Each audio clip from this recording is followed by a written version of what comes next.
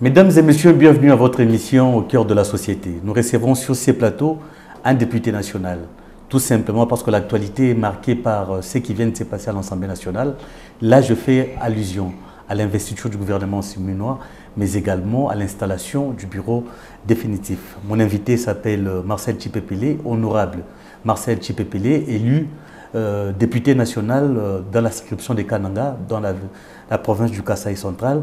Il est de l'UNC de Vital Kamerhe. C'est avec lui que nous allons parler de l'actualité politique en RDC en ce moment. Et à qui j'ai dit bonsoir. Bonsoir Patrick, merci beaucoup. Comme vous l'avez dit, je suis Marcel Tshipepele, député national de l'UNC, élu sur la liste du regroupement AA-UNC.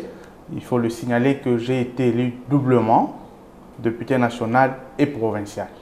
Et pour ceux qui ne le savent pas, il était député provincial, il était vice-président à l'Assemblée provinciale, mais également président de l'Assemblée provinciale dans le Kasaï central. Alors, la session parlementaire à l'Assemblée nationale s'est clôturée par un discours poignant du président Vital Kamerhe, qui a fait notamment une révélation sur une question qui était jadis tabou. On n'osait pas parler ouvertement de la question des émoluments des députés.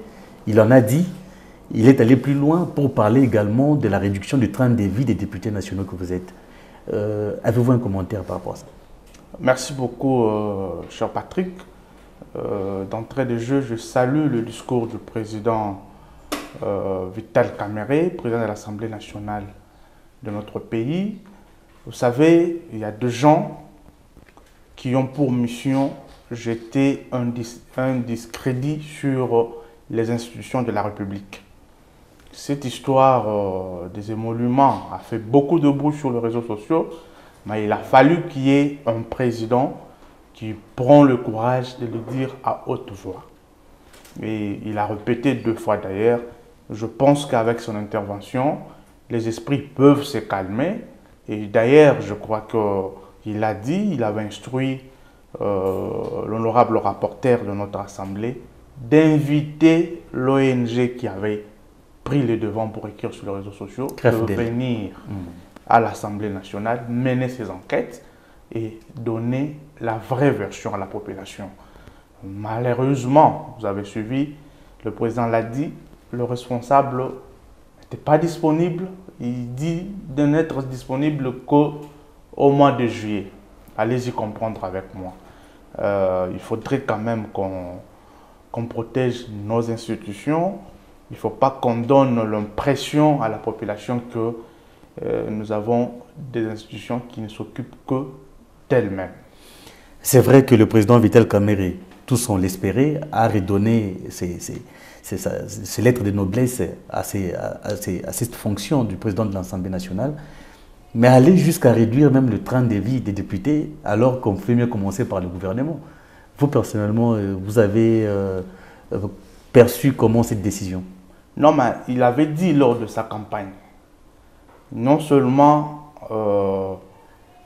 redorer l'image de l'Assemblée nationale, et je crois qu'il avait également dit que le ministre ne pouvait pas avoir un traitement plus élevé qu'un député national.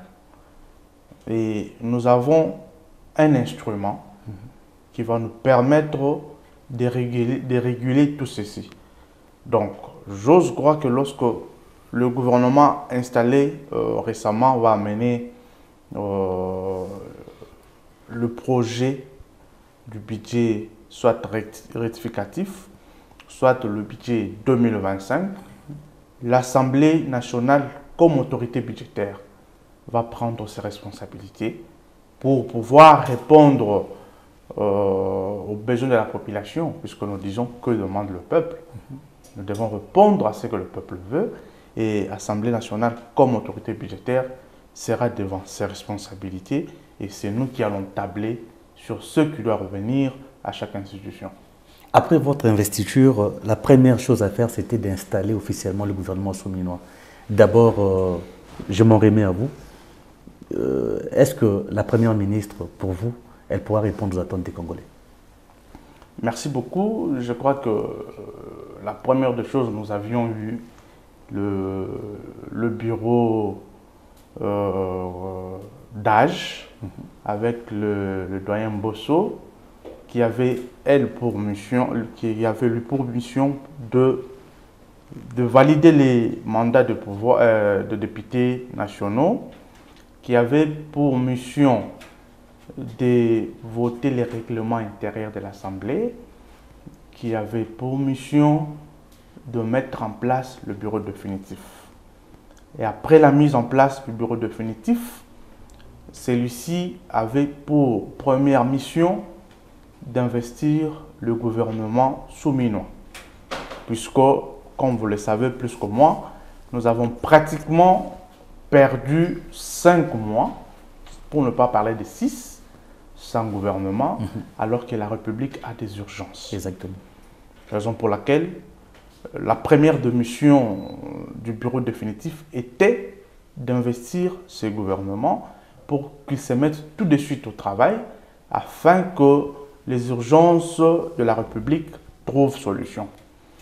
Vous demandez si la première ministre sera en mesure de répondre aux attentes de la population. Je peux dire oui, puisque nous, Assemblée nationale, nos députés, nous sommes là pour faire revenir le gouvernement à sa mission première. Nous sommes là pour contrôler le gouvernement. Pour votre information, lorsque la première ministre a présenté son programme au niveau de l'Assemblée nationale, nous avons pris parole comme député national élu de la ville de Kananga dans la province du Kasaï central. Nous avons pris parole pour faire remarquer à la première ministre que le projet phare, le projet salutaire pour ma province du Kasaï central ont été expressément oubliés. Votre discours, effectivement, on va y revenir, ce sera pratiquement la deuxième partie de notre émission où nous allons décortiquer vos exigences ou vos demandes, vos recommandations en temps du gouvernement. Mais je vous en prie quand même. Ah oui, je crois qu'on va y revenir. Mais pour répondre à votre question, je crois, puisque avec les dispositions prises par le président Vital Kamerhe, de faire venir chaque mercredi un ministre qui viendra rendre compte de son travail, qui viendra devant la représentation nationale nous expliquer ce qu'il fait dans son secteur. Et par rapport au programme présenté par la Première ministre, l'Assemblée nationale sera là pour suivre, pour surveiller, pour évaluer l'exécution de ce programme. Et je crois qu'avec ce travail, nous allons aider le gouvernement à atteindre les objectifs, à atteindre la vision du chef de l'État, président de la République, je citais son Excellence Félix Antoine Tshisekedi Tshilombo. Certaines personnes pensent que c'est vrai que c'est une première fois avoir une femme, une dame à la tête du gouvernement. Il y a des questions qui se posent, mais est-ce qu'elle sera en même d'avoir du nerf solide pour répondre aux attentes de la population? Le fait qu'elle soit une femme, vous, ça ne vous dérange pas? Non, ça ne dérange pas. Je pense que nous devons faire confiance en la femme. Et d'abord, s'il faut parler de Madame Souminois, elle n'est pas parvenue. Comme vous le savez plus que moi, elle a un parcours. Récemment, elle était ministre du Plan. C'est un grand ministère dans notre pays. Il a assumé ses fonctions. Oui, il a assumé ses fonctions. Je crois qu'il en a la capacité et nous pouvons faire confiance. Il faut quitter cette mentalité-là pour dire que la femme ne peut pas diriger, pour dire que la femme ne peut rien faire. Moi, je crois en la capacité de la femme.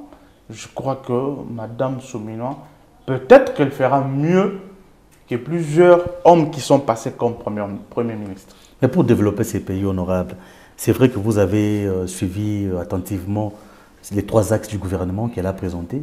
Pour vous, vous avez une préférence? Vous préférez commencer par l'agriculture ou c'est les routes à dessert agricole qui vous intéressent dans ces programmes qu'il a présentés? Moi, je pense que humblement, tous les axes sont prioritaires. Okay. Mais je crois que la priorité des priorités, c'est la guerre à l'Est. Okay. Puisque nous ne pouvons pas vivre sans nos frères de l'Est. L'Est, ce n'est pas un autre pays, c'est la RDC. La RDC comme un corps humain. Lorsque vous avez un bras qui fait mal, ne soyez pas en sûr que le pied doit être à l'aise. Donc, la priorité des priorités, c'est la guerre à l'Est. On ne peut pas développer un pays tout en étant en guerre. Donc, le gouvernement a le devoir de tout faire pour mettre fin à ce qui se passe à l'Est, afin de pouvoir envisager le développement de notre cher et beau pays. Parlons de la guerre à l'Est comme vous venez de l'aborder. À l'époque, quand vous étiez encore président de l'Assemblée provinciale du Kasaï central, l'ancien président Bossou, qui est 2e vice-président aujourd'hui, a parlé des infiltrés au niveau de l'Assemblée nationale. Oui. Mais est-ce que ce problème est réglé? Je ne peux pas dire totalement réglé, puisque les services continuent à faire le travail. Vous avez vu, je crois que vous connaissez le procès de l'ancien honorable qui est jusque-là en prison. Oui. Vous connaissez, les services continuent à faire le travail. En matière de sécurité, le service prend le temps qu'il faut. Je ne peux pas dire que le problème est réglé. On continue à mener des enquêtes pour détecter tout celui qui est impliqué. Parce qu'il faut dire que lorsque le Rwanda nous attaque, lorsque l'Ouganda nous attaque, il passe souvent par nos frères congolais. Alors ces Congolais-là doivent être détectés. Aujourd'hui, l'affaire de M23, on fait passer Nanga devant, avant-plan. Oui, oui. Mais tous nous savons que c'est le Rwanda qui est derrière. Exactement. Pourquoi ce frère, puisque Nanga est notre frère, il a accepté de jouer le jeu de l'ennemi? Il est considéré comme traître. Ceux qui attaquent la RDC n'utilisent que nos frères congolais. Alors le service doit continuer à mener des enquêtes pour décourager ce genre de comportement. Et lors de la clôture on rentre encore à l'Assemblée nationale malheureusement, ce sont des points qu'on va soulever de temps en temps, puisque vous avez parlé des députés concernés. Là on parle de dossier forage. Le président de l'Assemblée nationale a finalement accepté de lever les immunités à l'ancien ministre des Finances, l'argentier national, Nicolas Kazadi, pour qu'il soit poursuivi par rapport à ce que le PGR attend de lui. Vous, UNC, vous êtes député de l'UNC, en tant que potentiel allié de l'UDPS, qui est le parti au pouvoir, ce n'est pas une façon de sacrifier un membre de votre famille? Non, pas du tout. D'ailleurs, il ne faut pas dire le président de l'Assemblée nationale a finalement accepté. Non, il n'a pas finalement accepté. Parce que ça a pris du temps depuis que la justice en avait fait la demande. Non, non. Vous savez, la justice a fait la demande pendant qu'on n'avait pas encore un bureau définitif. Okay. Je crois que la lettre est parvenue à l'Assemblée nationale le même jour de l'élection. L'honorable Vital Kamerhe n'a pas 3 semaines à la tête de l'Assemblée nationale. Comme vous le savez, l'honorable Vital Kamerhe est président de l'Assemblée nationale et il prône la collaboration entre institutions. Il n'est pas de celui qui pense que l'Assemblée nationale devrait faire ombrage à la justice. Donc il y a une collaboration. Et il nous a dit que l'Assemblée nationale n'a pas d'instruction à donner à la justice. C'est juste une simple collaboration. Exactement. Alors, il prend la séparation du pouvoir. Oui, il prend la séparation du pouvoir. Nous avons été saisis. On a mis en place une commission selon le règlement intérieur La commission a travaillé, a fait venir notre collègue Nicolas Kazadi, qui a répondu à la commission. On a fait venir le procureur qui est venu également à la commission. Chacun d'eux a donné des arguments. Et d'ailleurs, laissez-moi vous informer, puisque l'opinion pense que c'est puisque l'honorable Vital est l'UNC qui l'a livré. Il n'a pas livré. D'ailleurs, l'honorable Nicolas Kazadi a demandé à la commission. Il a demandé à la commission qu'on lui laisse partir devant la justice. Puisqu'il est sûr des éléments qu'il a. Il est sûr de son travail. Il s'est dit, il préfère être lavé devant la justice que protégé par l'Assemblée nationale. Donc, si la commission a avancé des arguments, entre autres, c'est sur demande du concerné lui-même, qui a demandé d'aller en justice pour se faire laver. Vous savez, chez nous, lorsque la rumeur prend de l'ampleur et que vous n'êtes pas lavé par la justice, ça reste comme ça dans l'histoire. C'est comme ça que notre collègue a préféré y aller pour se faire laver devant la justice. Donc, il n'y a pas un problème de l'UNC et l'UDPS. Je crois que ceci doit être tiré au clair. Parlons encore des émoluments une fois de plus.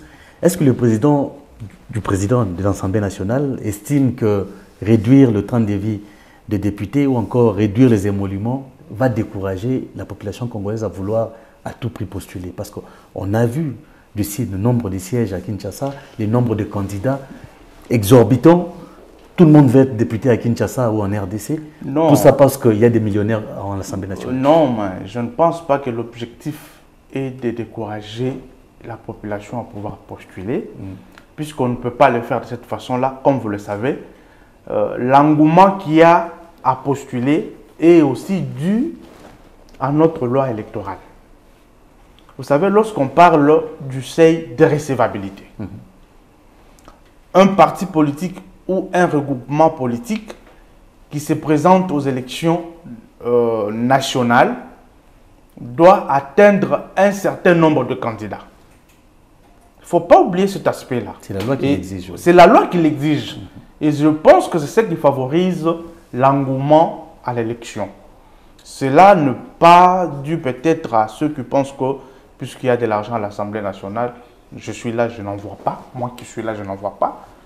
Je crois que c'est dû aux exigences de la loi. Ok. Je vous ai dit, mesdames et messieurs, que cette émission, on allait l'étaler en deux parties. La première partie, c'était de parler de l'actualité, ce qui s'est passé à l'Assemblée nationale, mais aussi parler de son fief, puisqu'il est député national élu de Kananga dans le Kasaï central. Honorable Marcel Tchipepele, je crois que je vais respecter le temps imparti.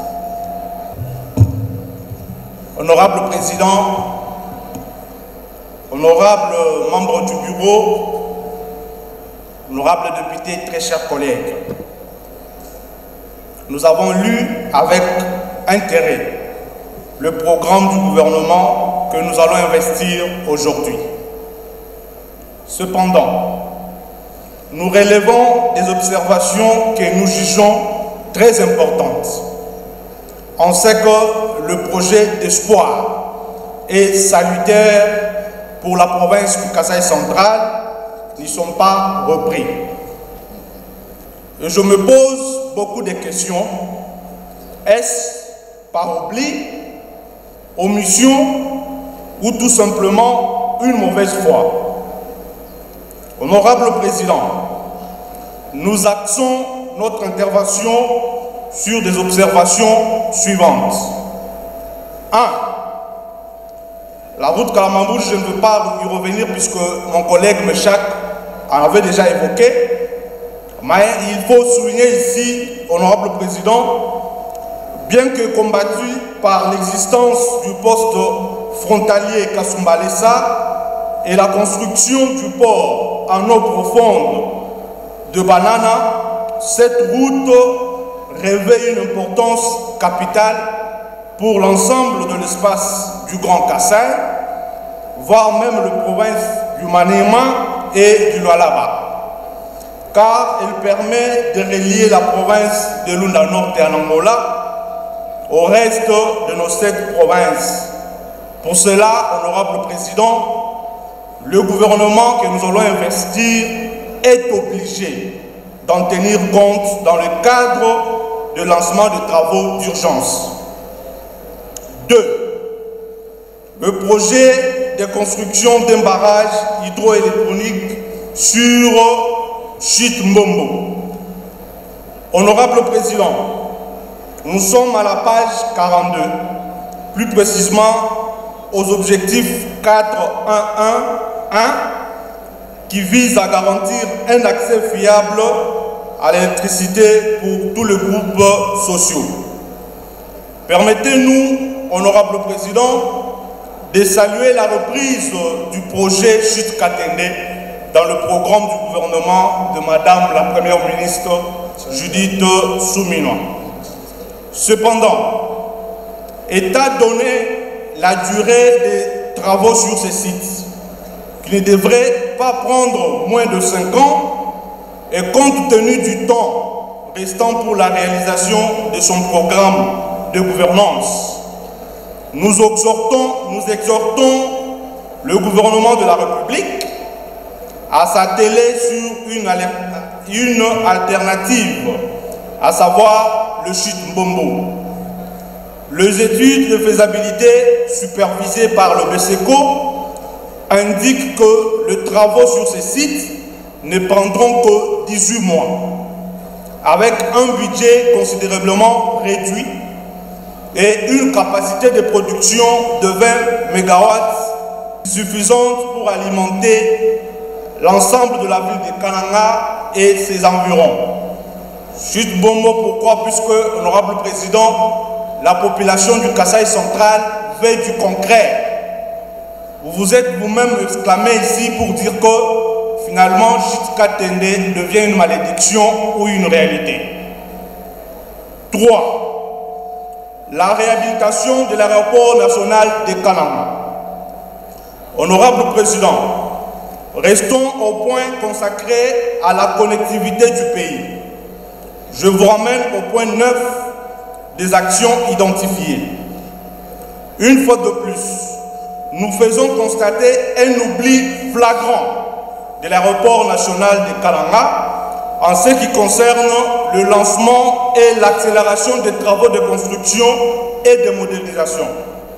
Honorable Président, l'aéroport Lungando de Kananga, de par sa position stratégique et capitale, constitue une priorité des priorités sur ce point, dans le sens qu'au départ de cet aéroport, on peut atteindre chacune de nos provinces en seulement 1 heure de vol et qu'il est situé au centre du pays.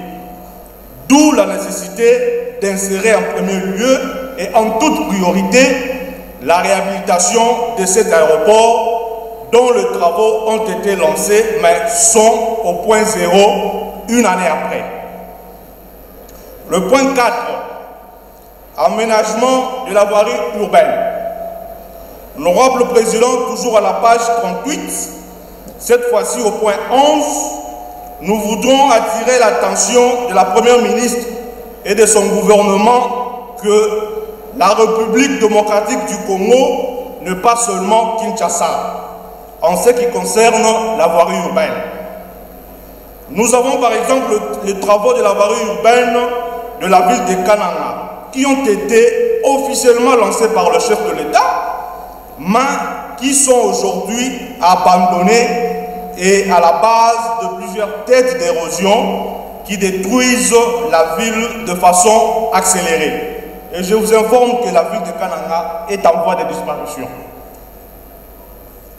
Nous sollicitons donc l'accélération et l'achèvement des travaux de la voirie urbaine de la ville de Kananga.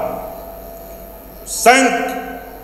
Construction d'une nouvelle usine de captage d'eau sur la rivière Lulua à Kananga. Honorable Président, honorables membres du bureau et très chers collègues, nous sommes à la page 43 au point 4.12 relatif à la garantie à l'accès d'eau potable. Il s'y est de signaler que la province du Kasaï central en général et la ville de Kananga en particulier. La province du Kasaï central est l'une des provinces oubliées, alors que c'est une province qui a voté le chef de l'État à plus de 88%. Il est important que cette population soit quand même récompensée. Je vais citer, pour ne pas abuser du temps. Honorable Président, je vais citer par la construction d'un stade omnisport à Kananga. À la page 47, sur la promotion du sport, je fais référence au point 2 des actions à mener qui concernent la construction et la modernisation des infrastructures sportives. Ici, Honorable Président, nous demandons à Madame la Première ministre et son équipe de tenir compte de l'inexistence d'infrastructures sportives dans la province du Kasaï central et sollicitons par conséquent la reprise en urgence du projet de construction des complexes omnisport Ndaye Mutubile. Mutumbula. Honorable Président, honorable membre du bureau, honorable député, très chers collègues, je vais vous inviter à approuver, moyennant les observations faites ici pour le Kasaï central, le programme du gouvernement Soumina, jeudi. Alors, honorable, vous avez exposé, vous avez intervenu au perchoir de l'Assemblée nationale le jour de l'investiture du gouvernement. Votre discours était magistral, laissez-moi de vous le dire. Merci. Mais seulement vous avez étalé vos recommandations sur 8 points pour le développement de votre contrée.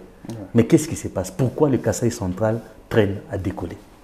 Merci beaucoup, cher Patrick. Comme vous le savez, le Kasaï central, c'est une province qui est longtemps restée enclavée. Enclavée puisque jadis, depuis l'époque du maréchal Mobutu, c'est une province connue comme une province de l'opposition. Ce qui fait que depuis Mobutu, fief natal et naturel du Sphinx de Limete. Des Sphinx de Limete. Tous ceux qui sont passés à la tête du pays n'ont pas eu une attention particulière pour cette province. Ce qui fait que la province reste enclavée et ceci freine non seulement son développement, mais ça freine également le développement de l'espace Grand Kasaï. Je dirais même ça freine le développement du pays. Puisque, laissez-moi vous dire, le Kasaï central est au centre du pays. Je dirais même au centre de l'Afrique. Ok. Comme il y en a position stratégique. Une position stratégique. Il y en a qui disent que le développement de l'Afrique devrait partir de la RDC, puisque la RDC est au centre. Mais précisément au Kananga. Mais précisément au Kasaï central. C'est l'erreur que les gens font. Voilà, les gens doivent savoir ça. Ok. Pour que la RDC décolle et que l'Afrique décolle, tout doit partir de Kananga. Puisque c'est Kananga, Kasaï central, qui est au centre de la RDC, au centre de l'Afrique. Et le développement devrait partir de là. Il faudrait que ceux qui dirigent le comprennent. Nous devons commencer par désenclaver la province du Kasaï central. À travers la route Kananga-Kalamambouji, puisque je l'ai dit. Oui. Je rappelais à Madame la Première ministre que cette route a été expressément oubliée. Je l'ai même évoqué. La route Kananga-Kalamambouji est beaucoup combattue par le poste frontalier de Kasumbalesa. Okay. Je l'ai dit à haute voix, puisque c'est ça la réalité. Mais ça ouvre la porte à l'Angola. Voilà, les gens ne veulent pas le dire. Okay. La route Kananga-Kalamambouji est combattue par la construction du port à eau profonde de Banana. Là, dans le Congo central. C'est une vérité que les gens ne veulent pas dire. Je le dis à haute voix pour que ça soit connu de tout le monde. Exactement. Mais je l'ai dit que la construction de cette route Kananga-Kalamambouji ne diminuera pas les économies de Kasumbalesa ni du port à eau profonde de Banana. C'est juste une route qui va permettre le développement du pays, le développement de l'espace Grand Kasaï. Donc c'est une route salutaire. Chez moi, on l'appelle route de l'espoir. Mais pourquoi on a tendance à croire qu'effectivement, on veut étouffer les Kasaï? Parce que si on voit du côté Kasaï oriental, en Mujimaï, le diamant, la Miba, on a étouffé, la Miba ne fonctionne plus, on sait ce qu'il y en est aujourd'hui. Et à Kananga, on ne veut pas favoriser notamment l'éclosion de l'économie nationale. Oui, c'est que le fonds ne comprennent rien du développement du pays. Je vous ai démontré tout à l'heure. Le développement de la RDC devrait partir du Kasaï central. C'est ça la vérité. Tant qu'on a oublié, tant qu'on continue à oublier le Kasaï central, tant qu'on laisse le Kasaï central enclavé, le pays ne va pas décoller. L'enclavement, c'est aussi le noir, le manque d'électricité. Vous avez soulevé la question du barrage. Nous avons d'abord salué la reprise du projet Katende, qui malheureusement qui traîne le pas. Vous savez, Katende a commencé avant que je naisse. Vous avez suivi, le président Vital s'est exclamé pour dire que finalement Katende devient une malédiction ou une réalité. Raison pour laquelle, lors de notre prise de parole, nous avons proposé à Madame Souminois le projet Chit Mbombo. Que les gens nous comprennent bien. Je ne pas dire qu'on abandonne le projet Katende. Le projet Katende existe. Bravo à la Première ministre qui a repris ce projet dans son programme. Mais écoutez, Katende, selon les études, doit nous prendre plus de 5 ans. Le programme de Madame Souminois n'a plus que 4 ans et 6 mois. Est-ce que le barrage Mbombo va produire le même kilowattheure que Katende? Laissez-moi arriver. Oui. Le programme de Madame Souminois ne reste que 4 mois, 4 ans et 6 mois. Or, le projet Katende nous prend plus de 5 ans. Mais qu'est-ce que Madame Souminois va laisser à cette population? Raison pour laquelle nous avons proposé la chute Mbombo. Puisqu'avec le projet Mbombo, selon les études, d'ailleurs supervisées par le BSECO, nous démontrent que ces projets, les travaux ne prendront que 18 mois. 18 mois. Lorsque nous avons une année et 4 mois. Ça ne prend que 18 mois. Le projet prend 18 mois et avec une capacité de production de 20 MW. Okay. Laissez-moi vous dire que la ville de Kananga n'a besoin que de 3 MW. Oh là là. Et le site Mbombo nous produit 20. Avec 20 MW, on va desservir la ville de Kananga, on va desservir les territoires. Puisque le projet Grand Katende devrait prendre en compte l'espace Grand Kasaï. Mais ici, c'est aussi une vérité, il faut le dire, puisqu'on ne va pas se cacher. Nos provinces voisines ont déjà autre alternative, il faut le dire. Au Kasaï, Chikapa, ils ont déjà trouvé une alternative. Ils n'ont plus besoin de Katende. Okay. On ne doit pas se le cacher. Nos amis, le frère voisin du Kasaï oriental n'ont plus besoin de chute Katende. Okay. Alors, on doit cesser de continuer à endormir la population centre-kassaïenne en nous brandissant le projet Katende, puisque ce n'est pas la première fois que Katende revient dans un programme. Ce n'est pas la première fois que Katende soit repris dans un budget de la République. Je peux vous dire que pour le budget 2019, allez-y chercher les archives, le projet Katende existe. Est-ce qu'il a été exécuté? Voilà pourquoi nous avons proposé. Ça profite à qui au moment où c'est pratiquement la province natale du chef de l'État? Non, mais je me dis aussi comme je m'exclame aussi comme le président Vital Kamerhe. Est-ce que c'est une malédiction? Katende devient une malédiction ou une réalité? Alors, la population du Kasaï central qui a voté le chef de l'État à plus de 98% veut du concret. Cette population ne veut pas voir le chef de l'État terminer le deuxième mandat sans que ces barrages sans la route opérationnelle. Cette population ne veut pas voir le chef de l'État terminer le deuxième mandat sans du courant concret.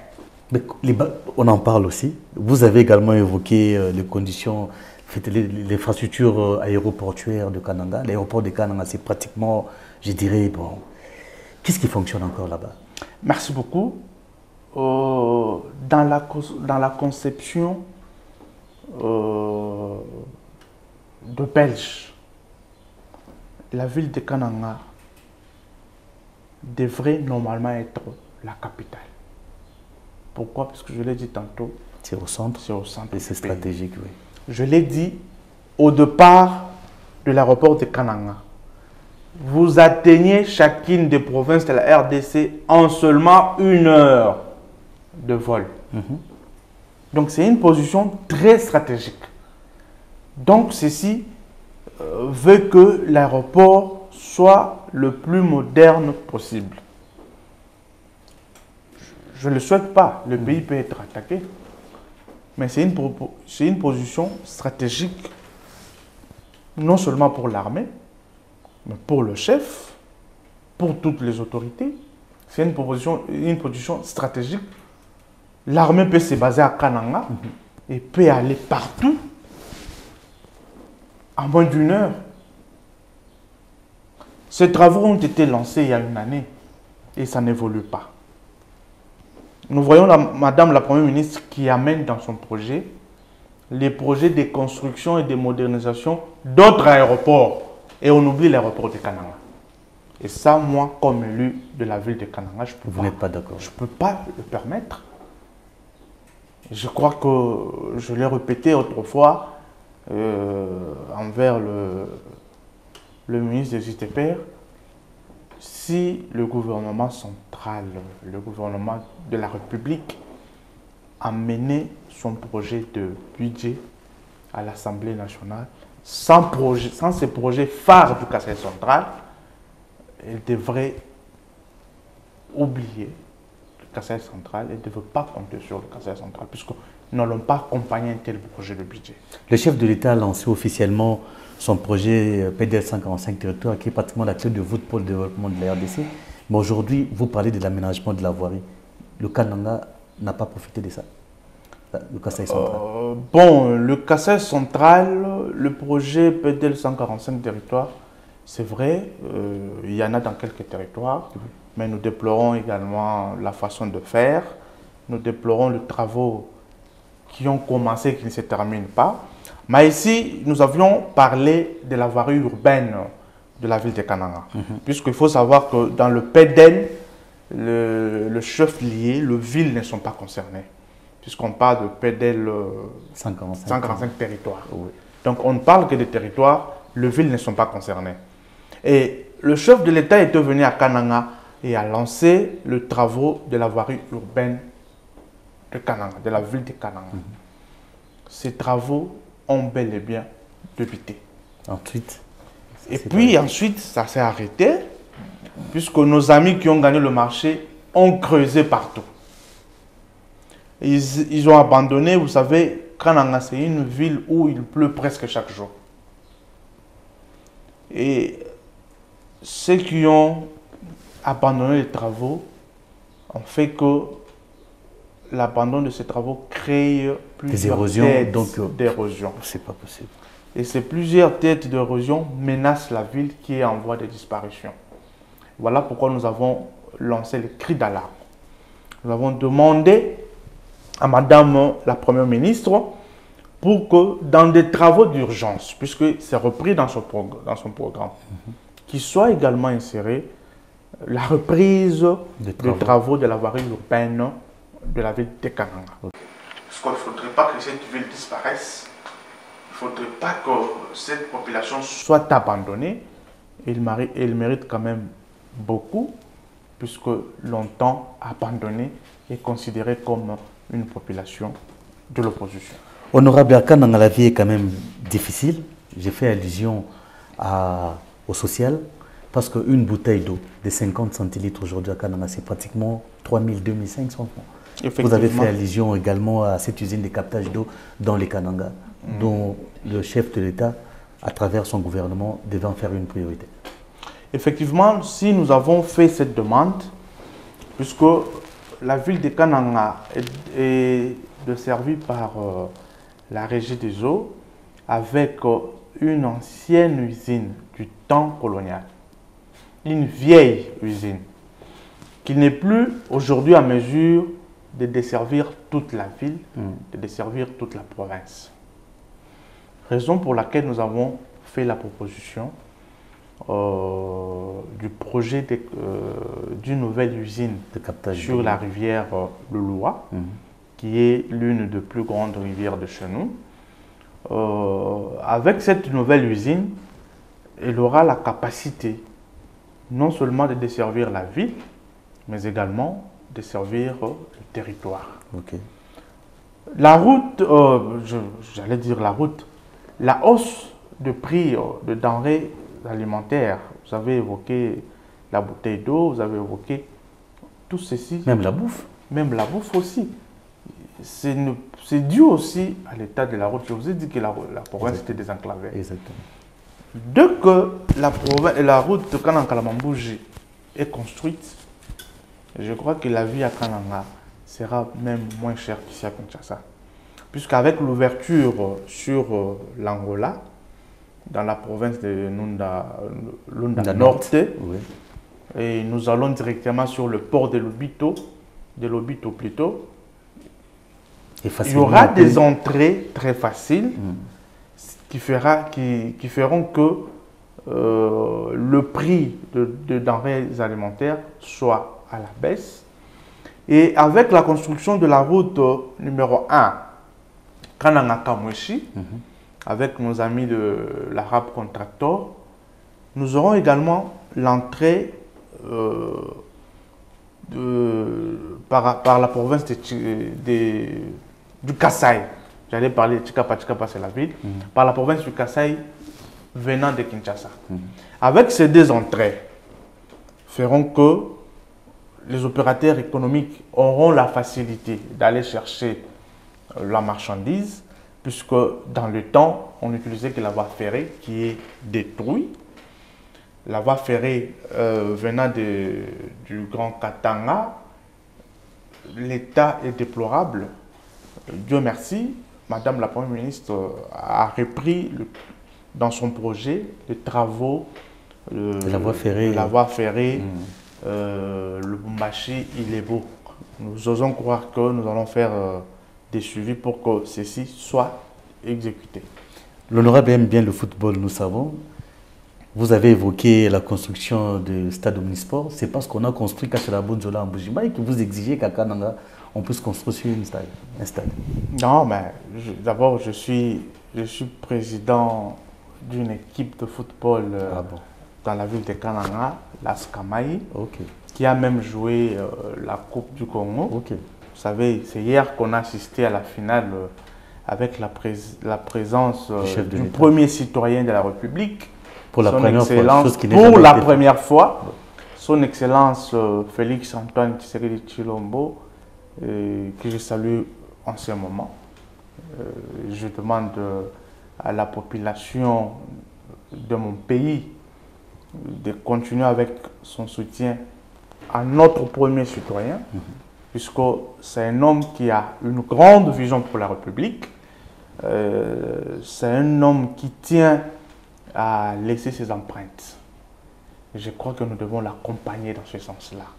Vous voyez, la Coupe du Congo, jadis minimisée, on n'avait jamais vu un président de la République aller assister à une finale de la Coupe du Congo. Exactement. Il a valorisé pratiquement la compétition. Donc c'est pour dire que le développement de notre sport, de notre foot, doit partir de la base. Et c'est ça le message que le président de la République a voulu donner.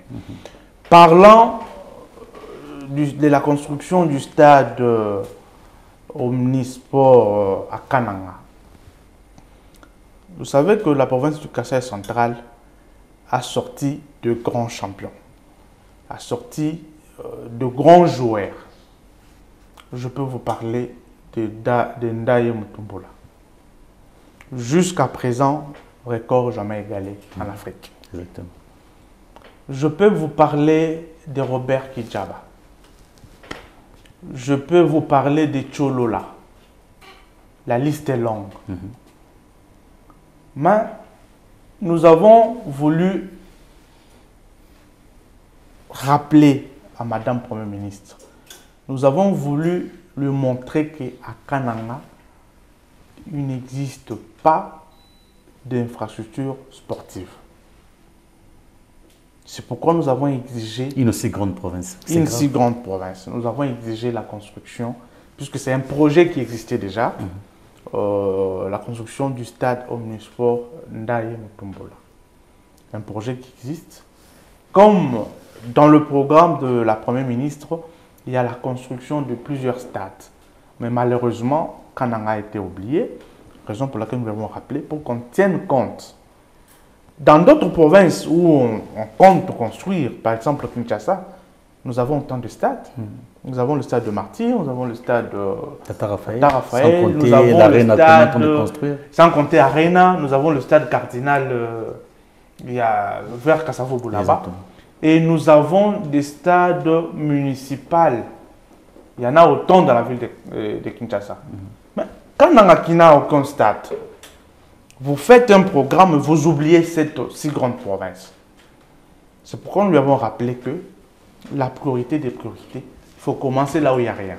Exactement. Puisque là-bas aussi, il y a une jeunesse qui veut s'épanouir dans le sport. Il y a une jeunesse qu'on ne doit pas oublier dans la République, puisque la République n'est pas Kinshasa. La République, c'est 26 provinces. Voilà pourquoi nous avons appelé à la Première ministre de ceci. Honorable, je rappelle à la population congolaise que vous êtes double penseur, bien sûr. D'abord élu député national, mais aussi député provincial. Ouais. Alors, la caméra est là. Puisqu'on tend lentement et sûrement vers la fin de cette émission, c'est quoi le message que vous allez lancer à vos électeurs?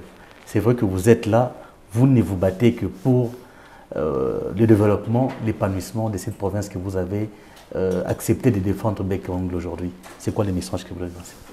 Merci beaucoup, cher Patrick. Je crois que nous lançons un message d'espoir. Je dis à cette population que nous allons tout donner pour le Kasaï central. Et c'est ce que nous sommes en train de faire. Ne perdons pas espoir. Faisons confiance au chef de l'État. Continuons à aimer le chef de l'État. Soutenons ses actions. Nous, vos élus, moi, votre élu, comme je vous ai dit, tout donner pour le Kasaï central, je vais être là derrière le gouvernement central. Puisque la vision du chef de l'État qui aime bien le Kasaï central, la vision du chef de l'État qui veut voir le Kasaï central se développer, devrait se matérialiser à travers le gouvernement central. Raison pour laquelle nous allons être derrière ce gouvernement. Pour qu'on ne puisse pas gâcher la vision du chef de l'État. Pour qu'on ne puisse pas donner l'impression à ma population que le chef de l'État n'aime pas le Kasaï central. C'est faux. Le chef de l'État aime sa province. Le chef de l'État aime le Kasaï central. Et nous devons veiller à ce que le gouvernement central puisse matérialiser cette vision du chef de l'État.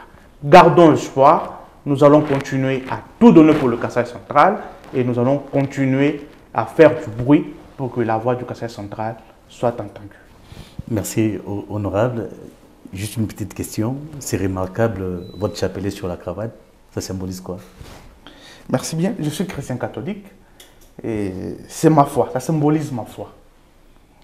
Rien d'autre. Ça symbolise ma foi en tant que chrétien catholique. Voilà, mesdames et messieurs, vous avez compris. C'est par là que nous mettons fin à cette mission au cœur de la société. Nous avons reçu pour vous l'honorable Marcel Tshipepele, élu dans la province du Kasaï central à Kananga. Et merci de l'avoir suivi. Au revoir pour une prochaine émission.